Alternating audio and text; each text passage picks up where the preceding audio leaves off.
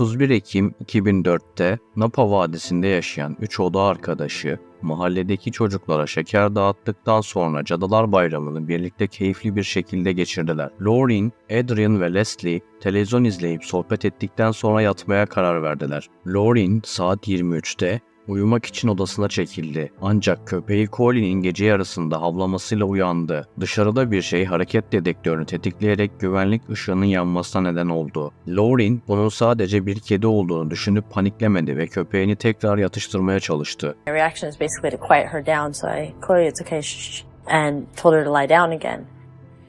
And then I heard the screamings and cries for help. I knew right away that it was something awful. Adrian ve Leslie'nin tehlikede olduğunu fark eden Lauren yataktan fırlayarak yatak odasının kapısına doğru koştu. İçeride olabilecek biriyle yüzleşmek için cesaretini toplayarak odasından sessizce çıktı. Fakat merdivenlerden yavaşça inen ayak seslerini duyunca korkudan dondu kaldı. I've never ever felt that terrified, not knowing what to do. I just ran into the backyard. I thought this is a race for me to get to the door before he does.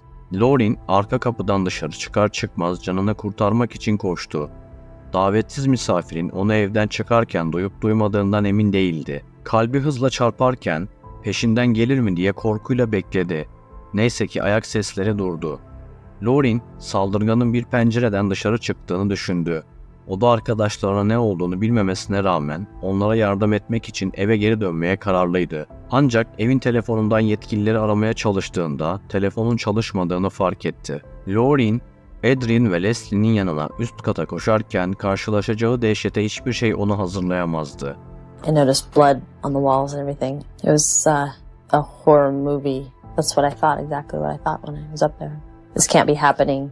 Üst kata vardığında iki oda arkadaşı da yerdeydi. Adrian hayatta kalmak için mücadele ediyordu. Ancak Leslie'nin cansız bedeni yerde yatıyordu. Panik içinde köpeğini ve cep telefonunu alarak polisle iletişime geçmek için hızla arabasına koştu. One, I talked the dude down, and then the other one was bleeding, but she was saying, "Help me, please help me." I didn't know what to do. I'm driving around. Wait, you're not back in the house? No, I got in my car and left. I don't know what to do. Yetkililer onun eve geri dönmesi gerektiğini söylediğinde katilin peşinden gelip gelmeyeceğini bilmeden geri dönmek zorunda kaldı. Olay yerine saat 02:15'te ulaşan paramedikler ve polisler gelmeden kısa bir süre önce Adrian de hayatını kaybetti. Katil, Cadılar Bayramı gecesinde izini kaybettirirken Lauren bu 4 dakikalık acımasız saldırıdan sağ kurtulan tek kişi oldu. In a few minutes' time, my entire life was changed. I'd lost my friends, my roommates, and I'd been left untouched. I asked, what do people in my situation generally do? People don't generally survive in this situation. They're usually killed too. Şubat 2004'te Napa, Kaliforniya'da Lauren, arkadaşı Adrian ve Sonia ile birlikte kiralık bir ev buldu. She really genuinely cared about people and her friends and would do anything for her friends, and that's what I really did admire about her. Lily ve erkek arkadaşı Eric, taşınma sürecinde onlara yardımcı oldu. Kısa bir süre sonra mahallede yaşayan bir grup genç kadınla tanıştılar. Bunlardan biri de Leslie'di. Leslie was very, very outgoing and very spunky. I had never met anyone like her. Just warm and Southern hospitality, everything. Everybody kind of was drawn to her. Oda arkadaşları taşınmaya karar verdiğinde Lauren ve Adrian, Leslie'yi onlarla birlikte yaşamaya davet etti. Haziran ayında 3. yatak odası boşalınca Leslie taşındı. Ancak bu 3 genç kadının mükemmel görünen hayatı 4 ay sonra trajik bir şekilde sona erdi. Adrian ve Leslie'nin arkadaşları ve aileleri onların ölümünü kabullenmekte zorlanırken polis katili bulabilmek için evdeki korkunç sahneyi inceliyordu. The pain is just excruciating. I could not accept that someone wanted to kill my child. Perdelerdeki kan izleri katilin mülke dışarıdan girdiğini düşündürüyordu. Dışarıda sigara izmaritleri ve elastik bir bantla bir arada tutulan kablo bağları bulundu. Evdeki hiç kimse sigara içmediği için davetsiz misafirin içeri girmeden önce bir süre dışarıda beklediği anlaşıldı. Cinayet silahı bulunamasa da Adrian ve Leslie'nin birden fazla bıçak darbesiyle öldürüldüğü tespit edildi. Leslie muhtemelen uyurken saldırıya uğradı. It was a struggle up to the very end. She did not go down lightly. She was a fighter. She was a scrappy girl. She would have fought very, very hard. And I hope she hurt him. Polis, saldırının rastgele olmadığını düşünüyordu. Çünkü saldırının şiddeti çok fazlaydı. Katilin muhtemelen kurbanlarla tanıdık olduğunu varsayıyorlardı. Lauren birkaç dakika içinde hem arkadaşlarını kaybetmiş hem de hayatta kalmayı başarmıştı. Evdeki tek kurtulan olarak elinden gelen yardımı yapmak istedi. Fakat davetsiz misafirin yüzünü göremediği için hala katilin peşinde olduğunu düşünüyordu. Can only imagine her fear. It must have been just horrible. Kimse Adrian ve Leslie'nin neden hedef alındığını bilmiyordu. Polis mahallede sorular sordu. Ancak Cadılar Bayramı gecesi olduğu için birçok kişi maskeli ve kostümlüydü. Bir davetsiz misafir dikkat çekmeden çevredeki evlere yaklaşabilir ve fark edilmeden içeri girebilirdi. What it does is it turns my world into looking around and having a suspicion about everybody. I was thinking everybody was a suspect. Any of my friends are awful. Polis, kızların sosyal çevresini inceleyerek arkadaşlarını, eski sevgililerini ve bu kişilere düşmanlık besleyebilecek herkesi sorguladı. Eski bir güzellik kraliçesi olan Leslie, ülkeyi dolaşıp birçok insanla tanışmıştı. Polis, saldırının ona yönelik olup olmadığını sorguladı çünkü önce ona saldırılmıştı. Kızlarla tanıdık olan yüzlerce erkekten DNA örnekleri alındı. Ancak hiçbiri olay yerindeki kanıtlarla eşleşmedi. Yerel kayıtlı cinsel suçlular da incelendi. Ancak polis her seferinde çıkmaza girdi ve olayla ilgili bir ilerleme kaydedemediklerini fark etti. Adrian'ın en yakın arkadaşı Lily ve kocası Eric, Adrian'ın annesine destek oldular. Birlikte katili bulmaktan vazgeçmek istemediler. Somebody would have had to notice a friend of theirs acting strange or had bruises. It doesn't seem like somebody could just walk away from it and be fine. Somebody must have seen something. Somebody out there knows something. Cinayetten sonra birkaç ay geçmişti ve Lauren hala derin bir travma yaşıyordu. It's hard to go to sleep and it's hard to be quiet when everything goes quiet and it's dark. That's when everything comes back every night. It was the weirdest feeling ever. I didn't want anyone to touch me. My mom would try to console me a little bit. I'm like, don't touch me. Arkadaşlarının yasını tutarken kendi anlatımına yönelik eleştirilere ve şüphelere maruz kalıyordu. Kendini çok suçlu hissediyor ve oda arkadaşları öldürülürken nasıl hayatta kaldığını sorguluyordu. Soruşturma ilerleme kaydetmediği için katilin onu bulabileceğinden korkmaya devam ediyordu. Sürekli arkasına bakıyor, karanlıkta bir yerlerde pusuya yatmış olabileceklerini düşünüyordu. Every investigative lead had been followed up, and there were no leads. They could not figure it out. Police were frustrated.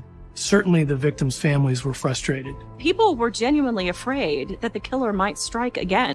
22 Eylül'de yetkililer, suç mahallinde benzersiz bir sigara izmariti markası bulduklarını kamuoyuna duyurmaya karar verdiler. Paketlerden alınan DNA, evde bulunan katilin kanıyla eşleşti.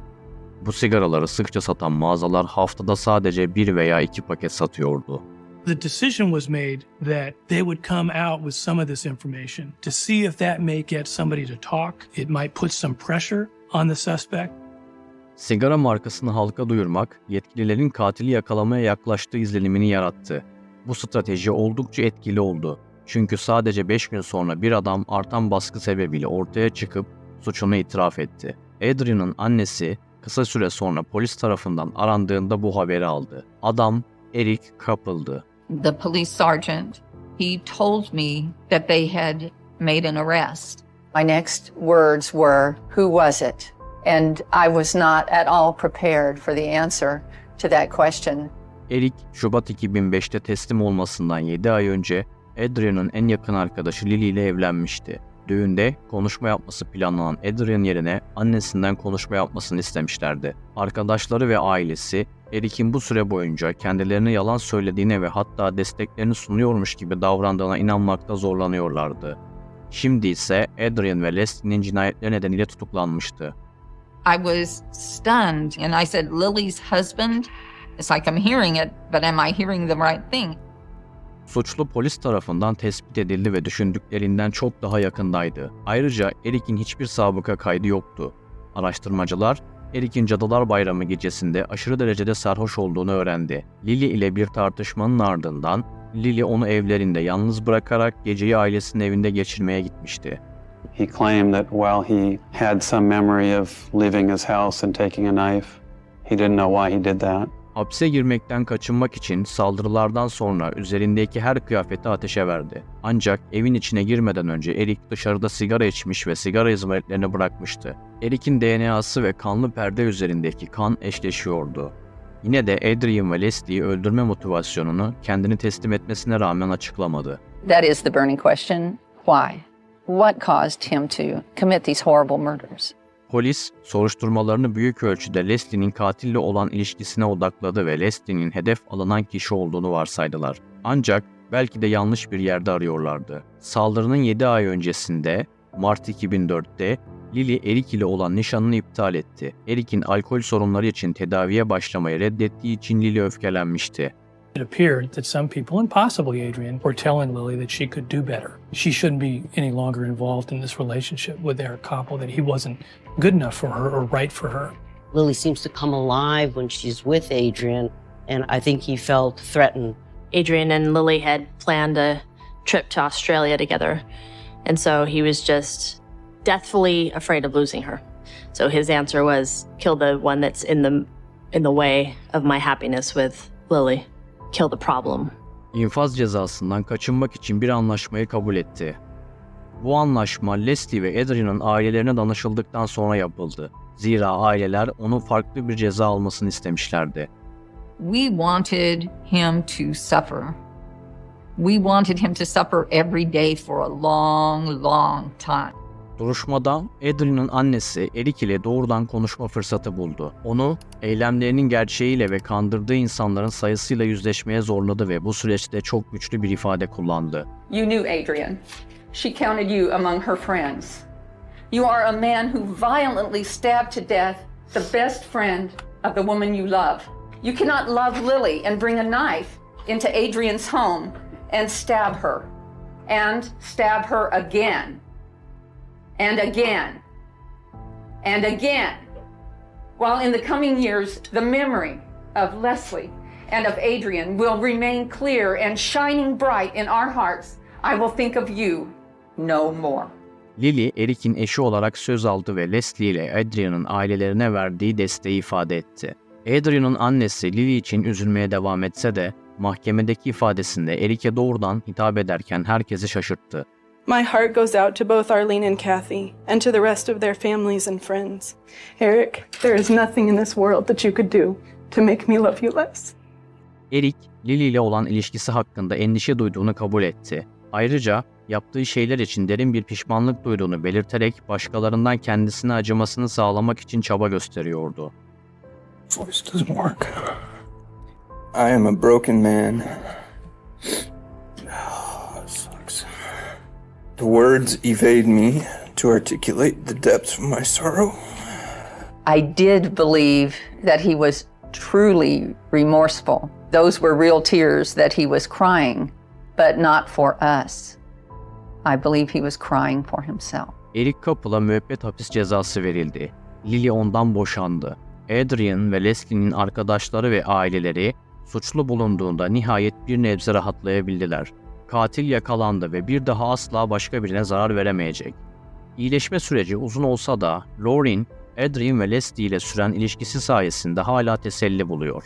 Experience with the Perrys has given me a faith that after we pass, that we can still have a connection to the ones we've loved in this lifetime. And I tell the girls this every day, like, I will never forget them. I'll never forget kind of what they had to go through. Leslie, hayatı boyunca çocuk istismarını önlemeye büyük bir bağlılık gösterdi. İstismar yaşamış çocuklar için güvenli evler inşa edilebilmesini desteklemek amacıyla bağış toplama etkinlikleri düzenledi.